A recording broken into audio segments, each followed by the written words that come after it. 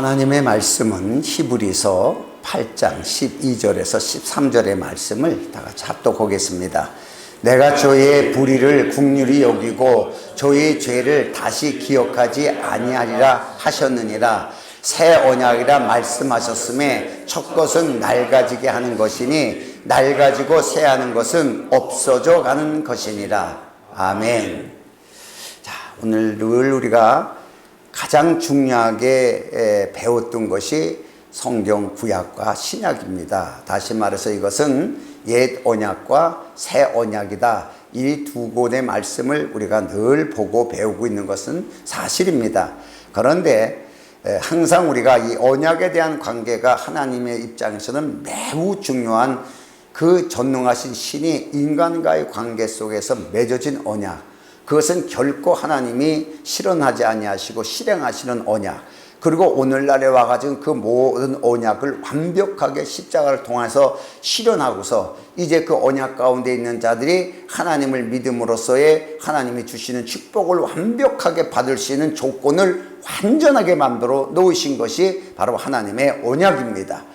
이런 사실을 우리가 깨닫고 보면서도 우리가 잘 언약에 대한 실상을 모르고 옛 언약으로 갔다 새 언약으로 갔다, 이건 지켜야 되는지 안 지켜야 되는지, 이건 넘어가야 되는지, 이건 괜찮은 것인지, 이런 속에서 혼돈이 오는 것만큼은 사실입니다. 이런 관계를 통해서 우리가 그 언약에 대해서 한번 보면은, 언약은 세운 자와 지키는 자에게 설정된 법입니다. 그래서 이 법을 어기면은 글자 그대로 불이익을 당하고 결국은 죽음까지 이르게 되는 것이 바로 하나님과 세운 언약이고 생명의 언약이고 피의 언약이에요. 그러니까 하나님이 생명을 걸고 맺은 언약이기 때문에 이 언약을 지키면 생명을 얻는 것이고, 이 언약을 못 지키면은 생명을 잃어버리는 것이고, 이 관계인데 문제가 언약을 온전히 지킬 사람이 하나도 없다는 것이에요. 그래서 하나님은 사람이 하나님의 언약 안에서의 축복을 주시기 위해서, 그래서 또 새 언약이라는 것을 우리한테 말씀하시고 그 새 언약을 통해서 우리에게 복을 주시는데, 우리 입장에서는 하나님과 우리 사이에 새 언약이라는 것이 있는데 이것이 우리에게 어떤 적용을 하고 있는가에 대해서는 많이 부족하게 알고 있다는 것입니다. 그래서 오늘 다시 한번 이 새 언약과 옛 언약에 대해서 말씀을 하자면은, 먼저 옛 언약의 핵심은 무엇이냐? 신명기 28장 1절에 기록된 말씀으로, 내가 내 하나님 여호와의 말씀을 삼가 듣고 내가 오늘날 내게 명하는 모든 명령을 지켜 행하면 내 하나님 여호와께서 너를 세계 모든 민족 위에 뛰어나게 하실 것이라 라고 말씀을 하셨습니다. 옛 언약은 바로 짐승의 피로 맺은 언약으로 지키면 복을 받습니다. 그러나 신명기 28장 15절의 말씀을 보면은, 내가 만일 내 하나님 여호와의 말씀을 순종하지 아니하여 내가 오늘날 내게 명하는 그 모든 명령과 규례를 지켜 행하지 아니하면 이 모든 저주가 내게 임하고 내게 미칠 것이니, 그래서 못 지키면 저주받고 죽는 것이에요. 자, 무서운 말씀입니다. 어쩌면 우리 입장에서는 차라리 언약하지 말고 우리끼리 살게 그냥 내버려 두지, 어쩌면 우리는 이렇게 생각할 수가 있어요. 그런데 하나님의 목적한 바를 위해서 하나님의 형상에 따라 사람을 지으셨기 때문에 우리 주관적인 것이 하나님을 따라가는 것이 아니고 하나님의 뜻이 우리 안에 주관되는 것이 오늘날 하나님과 우리의 관계입니다. 이것이 바로 피조물과 창조주의 관계를 이제 말씀하고 있습니다. 자, 여기에서 그 언약에 대해서 가장 중요한 것은, 이 하나님의 축복을 받고 잘못하면 저주를 받고 이렇게 하는 것이 바로 극단에 속한 법입니다. 율법은 극단적인 법이에요. 이렇게 하면 복 받고 이렇게 하면 저주 받고 딱 중간이 없습니다. 이런 언약의 관계를 하나님이 말씀하셨는데, 그래서 사람들은 매우 불안한 거예요. 그래서 하나님을 보기가 매우 두려워가지고 하나님이 항상 무서운 하나님, 두려운 하나님으로 구약시대 때에 율법을 주신 하나님, 이렇게 해서 사람들은 생각을 했었습니다. 또 이 첫 언약에 대해서 가장 중요한 것이 뭐냐 그러면은, 사람이 이 언약을 지켜서 복을 받은 사람은 한 명도 없습니다. 한 명도. 자, 그래서 하나님께서 그 새 언약을 주셨는데 두 언약 모두가 사람이 지킬 수 없는 법이에요. 이걸 우리는 몰랐습니다. 오늘날 많은 사람이 이것을 깨닫지 못해서 그러면 우리는 옛 언약은 끝났으니까 새 언약을 지켜야 된다, 이렇게 가르치는 데가 굉장히 많이 있습니다. 새 언약도 지킬 수 없고 옛 언약도 지킬 수 없습니다. 이 관계를 여러분이 이제 오늘 분명히 알아야지 우리가 왜 그리스도를 믿음으로 말미암아 우리가 자유한가를 깨달을 수가 있습니다. 다시 말해서 옛 언약은 죽음으로 이루시고 사라지는 법입니다. 다시 말해서 예수 그리스도께서 죽음을 통하여 그 율법을 이루시고 완벽하게 세상에서 사장돼서 없어지게 하는 이 법이 옛 언약의 법입니다. 그러나 새 언약의 법은 시편 12편 7절에 기록된 말씀에 따라 여호와여 저희를 지키사 이 세대로부터 영영토록 보존하시리이다 라고 말씀하신 것처럼 새 언약은 하나님께서 이루셔서 우리를 지키시고 영원히 보존하시는 법이 새 언약의 법입니다. 이것이 다른 것이에요. 자, 그러면은 오늘 성경적으로 봤을 때 히브리서 8장 11절의 말씀을 보면은 또 각각 자기 나라 사람과 각각 자기 형제를 가르쳐 이르기를 주를 알라 하지 아니할 것은 저희가 작은 자로부터 큰 자까지 다 나를 아미니라. 이 말씀은 구약 시대의 에레미야 선지자를 통해서 하신 말씀을 바로 응용한 것인데, 여기서 자기 나라 사람들이라는 것은 각 이스라엘이 12지파들의 12나라가 있습니다. 또 그리고 각각 자기 형제들 관계에서 또 나름대로 신앙이 있습니다. 나름대로 하나님을 믿습니다. 아브라함의 후손으로 전능하신 하나님, 여호와의 하나님은 우리의 하나님이시다라고 해서 자기들만이 택한 하나님의 선민으로 다 하나님을 믿기 때문에 하나님을 다 안다는 뜻이에요. 그러나 여기서 중요한 말씀이 다 아는데 이제는 너희를 가르쳐 주를 알라 하지 아니할 것은 작은 자로도 큰 자까지 다 나를 압니다. 그래서 알라 하지 아니함과 다 나를 압니다. 이 두 단어가 다른 단어가 나옵니다. 다시 말해서 우리 입장에서는 하나님을 아는 것에 대한 단어인데 원문에서는 이 두 단어가 다르게 나타나고 있습니다. 다시 말해서 여기에서 우리가 안다는 것은 뭐냐? 하나님을 아는 것에 대해서 지식으로 아는 것과 먹고 마시고 체험해서 아는 것과 두 가지 종류의 말씀을 기록했는데, 첫 번째 여기에 뭐 주를 알라 하지 아니할 것은, 그래서 주를 알라, 여기에 단어는 기네스코라는 단어로 욥기서 42장 5절에 욥이 고백한 말처럼 내가 주께 대하여 귀로 듣기만 하였었더니 이제는 눈으로 주를 배움나이다. 그래서 우리가 눈으로 주님을 보는 것으로서 모든 것이 끝나는 것처럼 말씀하고 있지만은 역시 그건 구약에 대한 것으로서 감춰진 것입니다. 왜? 구약에서는 성소에서 지성소로 들어올 수가 없습니다. 그렇기 때문에 성소 안에서의 국한된 것으로 뭔가를 아직 하나님에 대해서 완벽하게 알지 못하는 것을 이렇게 보여주고 있습니다. 그래서 옛 언약의 중심으로 하나님을 어떻게 아는 것이냐 그러면 객관적으로 아는 것이에요. 이 객관적으로 안다는 것은 무슨 뜻이냐? 겉모습만 보고 있다는 거예요. 겉모습. 그래서 하나님은 누구냐? 전능하신 분. 하나님은 누구냐? 창조주 하나님. 하나님은 누구시냐? 지혜신. 뭐 이렇게 하나의 통속적인 겉모습으로만 하나님에 대해서 표현하는 것을 이 겉모습만 보고 있고 하나님을 알고 있다라고 표현을 하고 있습니다. 그래서 이 모세가 하나님과의 대면을 한 자라고 말씀을 하셨어도 모세는 그렇게 하나님을 보려고 노력했지만은 출애굽기 33장 23절의 말씀에 대해서 보면은 모세에게 말합니다. 하나님이 내가 내 등은 볼 것이요 얼굴은 보지 못하리라. 자, 이렇게 말씀을 하고 계셨습니다. 다시 말해서 가나안 땅으로 들어가시는 하나님의 모습으로 등은 볼 수 있지만은 얼굴은 못 본다.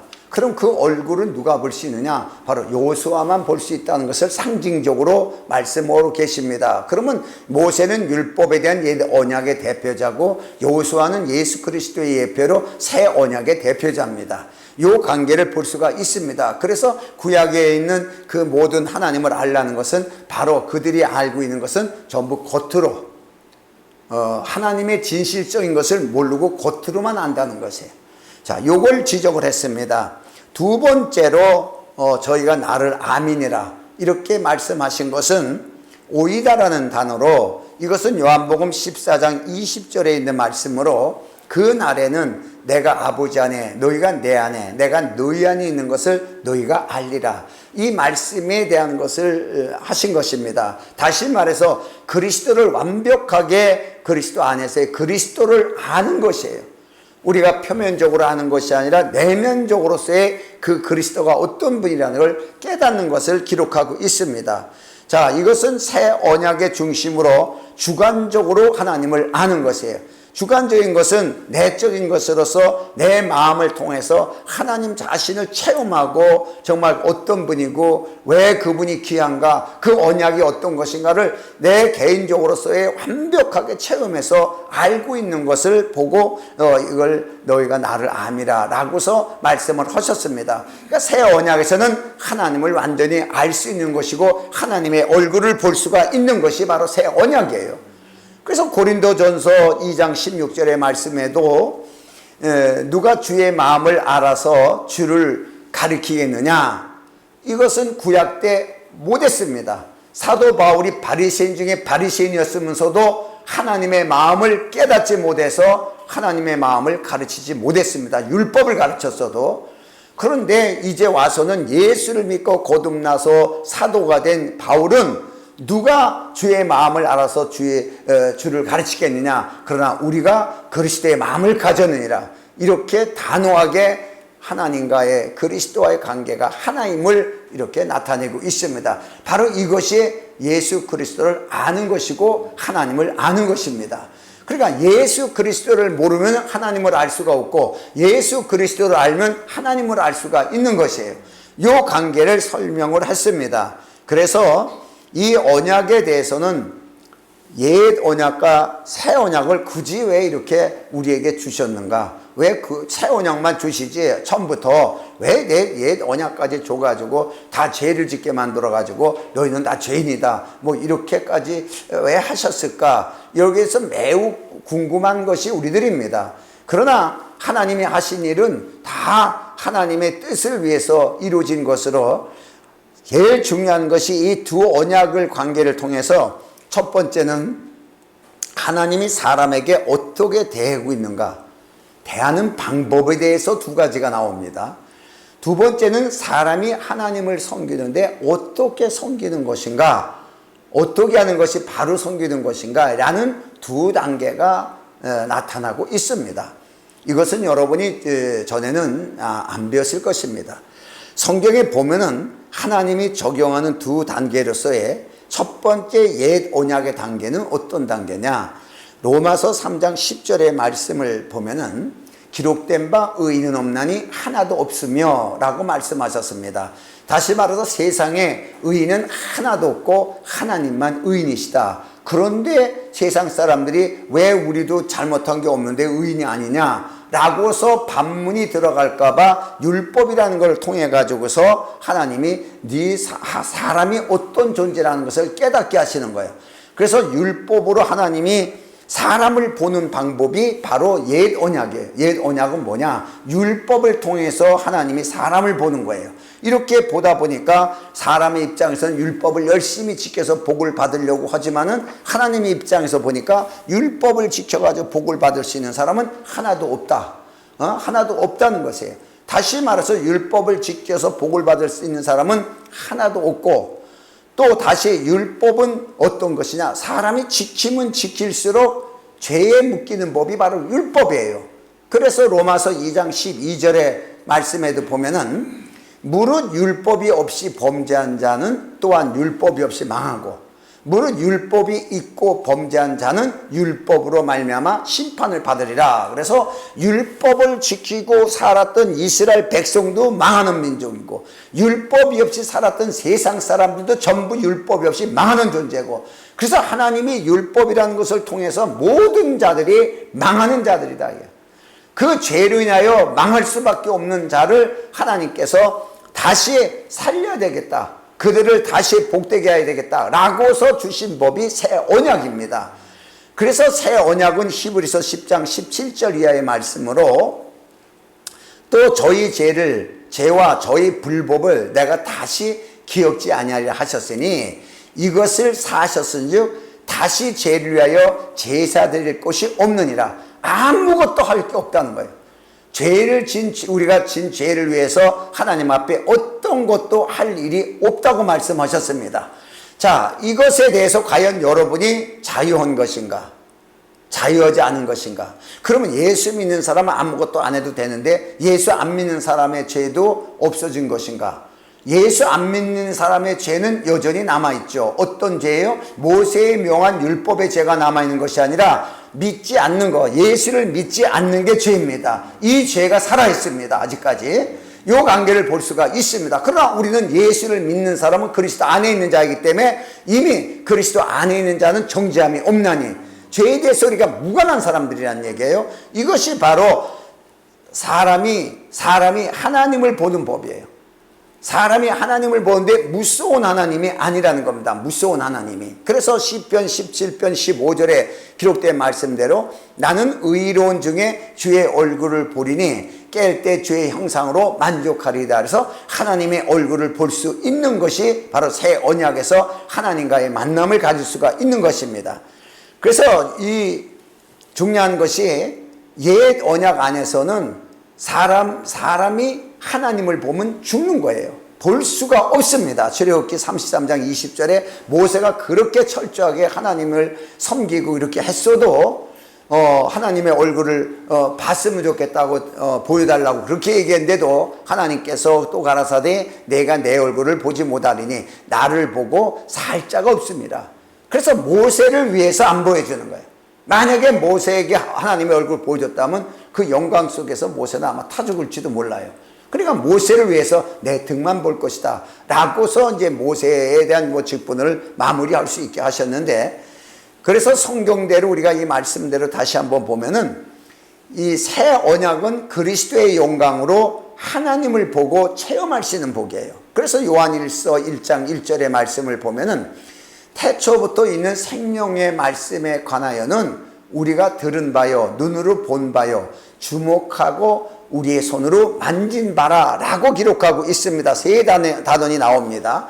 자, 말씀으로 듣기만 했던 거, 이것이 바로 욥의 초기의 사건이에요. 하나님의 말씀을 귀로만 들었었는데 이제는 눈으로 보나이다. 요까지예요. 구약의 모든 약속은 요까지입니다. 그러나 그리스도를 통하여 이루신 새 언약의 성취됨으로 인해서 이제는 주목하여 우리가 손으로 만진 바라, 실제적으로 체험하고 느낄 수 있는 이 관계를 새 언약 안에서 이루어진 것입니다.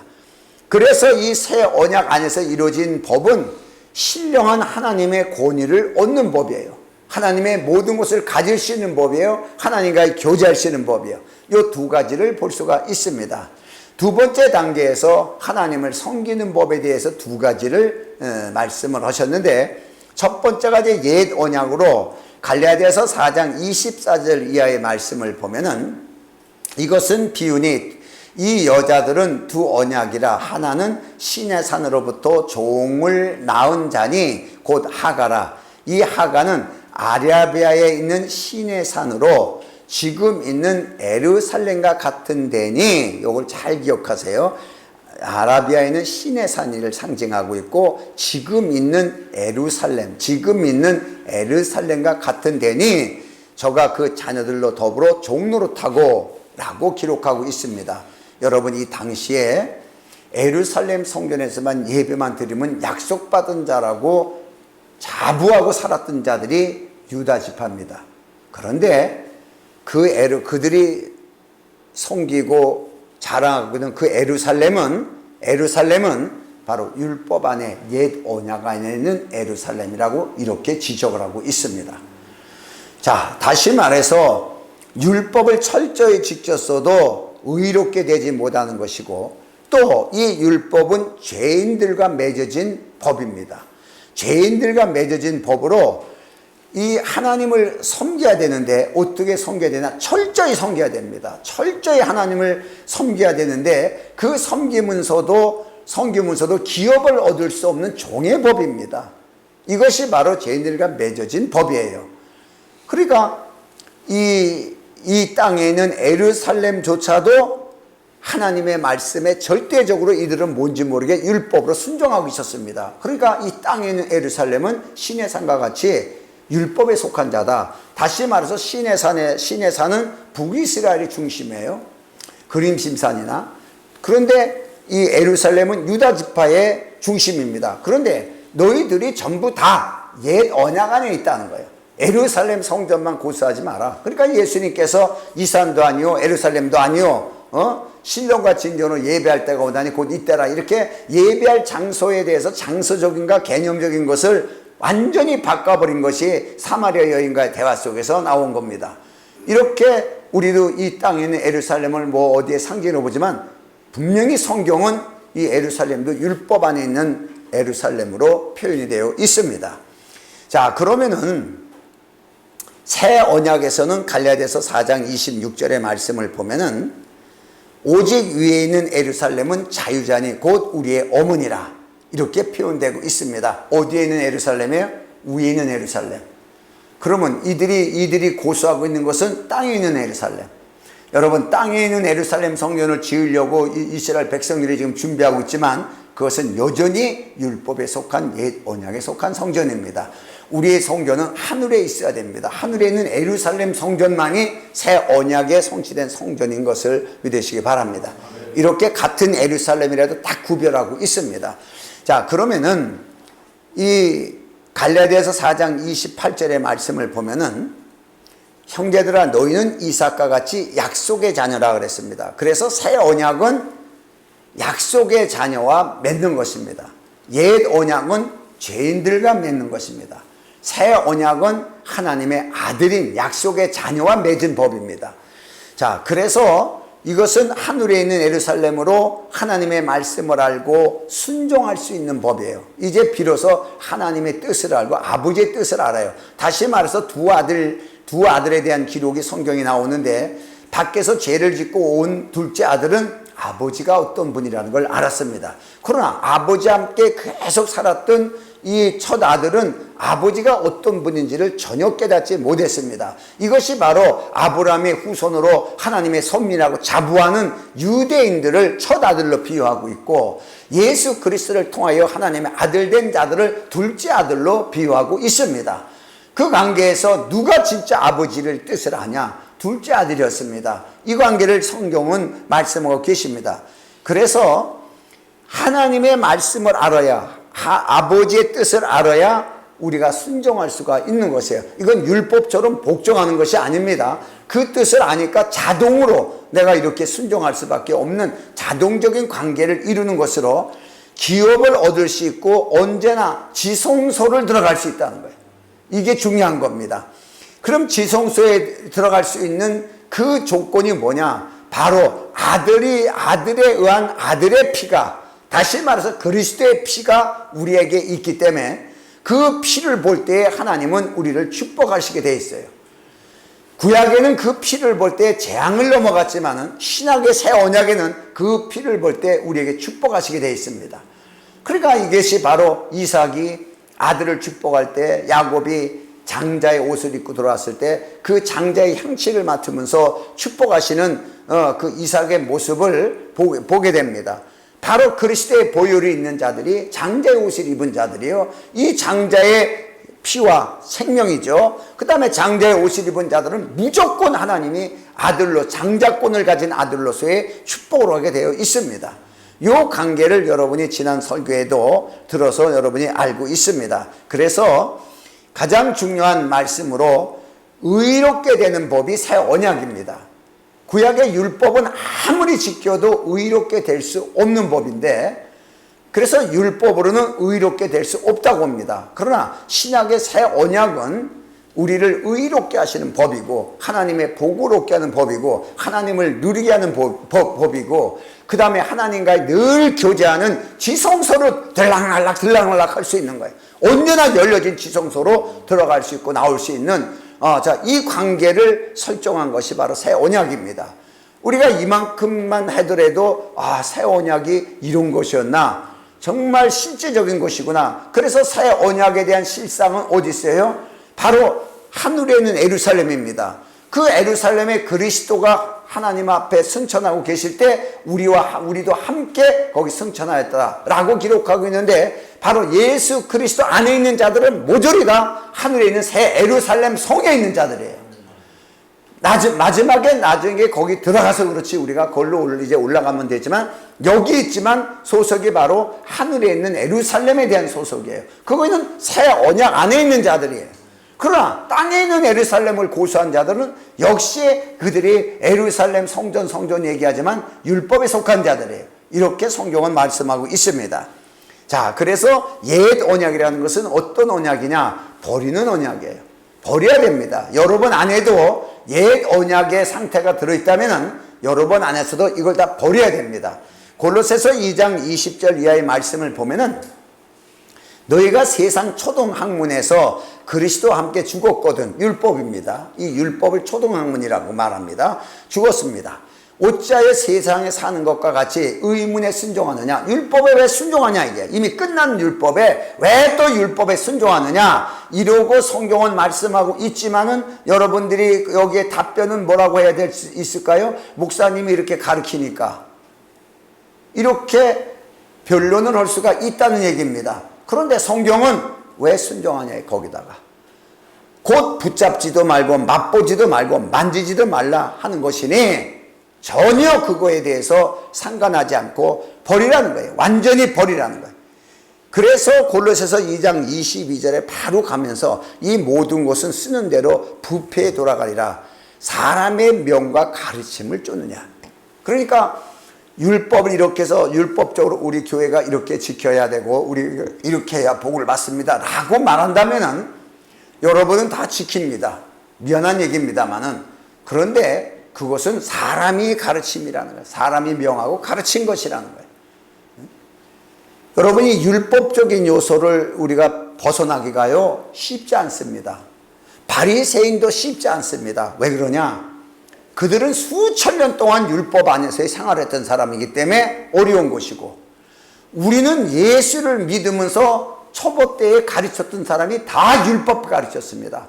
교육은 이렇게 해야 되고 이렇게 지켜야 되고 이렇게 해야 거룩해지고 이렇게 해야 죄 안 짓고, 이렇게 율법적으로 가르치고 죄만 지면 그냥 막 회개하라고 난리치고 뭐 이렇게 생활을 해왔던 것이 사실이에요.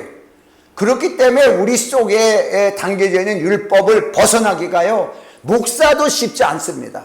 그렇기 때문에 자기도 모르게 율법적인 설교가 이렇게 막 튀어나올 때가 있어요. 그렇지만 성경은 해서는 안 된다고 기록하고 있습니다.